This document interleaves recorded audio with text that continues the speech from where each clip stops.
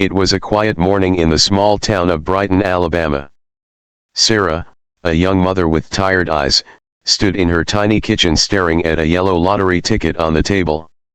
The numbers were the same as on the TV screen. She had just won $2 million. Her hands shook. She didn't scream or dance, she just looked at the crib in the corner, where her baby, Lily, was sleeping. Sarah didn't tell anyone. Not her co-workers at the diner, not her nosy neighbor Mrs. Duffy, not even her sister who lived 2 streets away. She hid the ticket inside a cereal box in the cupboard. She told herself she needed time to think. But deep inside, she felt something heavy, like the money was a secret that could swallow her whole. That night, as she rocked Lily to sleep, she thought about quitting her job, buying a small house, maybe even going back to school. She never noticed the dark car parked at the end of her street. Someone was watching. Someone already knew. The next morning, the diner felt colder than usual. Sarah was supposed to start the early shift, but the clock kept ticking and she didn't arrive.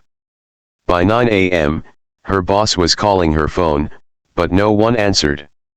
At noon, Mrs. Duffy knocked on Sarah's door after hearing Lily crying. No answer. She called the police. When the officers broke in, they found Lily in her crib, tears soaking her little cheeks. The bottle of milk was tipped over on the floor. The kitchen chair was knocked down. The cereal box was still in the cupboard, but the lottery ticket was gone. Everyone in town started talking. Some said Sarah had run away to start a new life.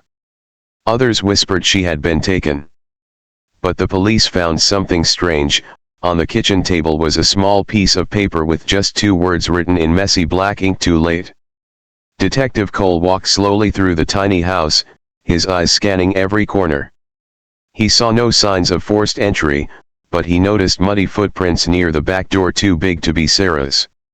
They led into the yard and stopped near the fence, where a faint tire mark was pressed into the dirt. Cole's mind kept returning to the note. Too late for what? He asked Mrs. Duffy about any unusual visitors, but she only remembered a tall man in a baseball cap hanging around the diner 2 days earlier. No one knew his name. Meanwhile, Lily was placed in foster care, but she cried every night until her voice was hoarse. News reporters swarmed Brighton, turning Sarah's disappearance into the biggest story the town had ever seen. But one thing nobody knew was that, 2 days before she vanished, Sarah had quietly gone to the bank and tried to rent a safe deposit box, only to find someone else's name already signed on the request form.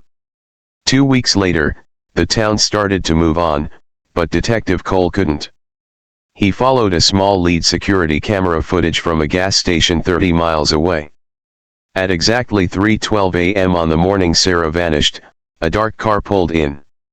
The driver got out. It was the man in the baseball cap. He went inside, bought a bottle of water, and left. But here was the part that made Cole's heart pound. In the passenger seat, just for a second, the camera caught a glimpse of Sarah. She wasn't tied up. She wasn't calling for help. She was holding Lily's pink baby blanket in her hands.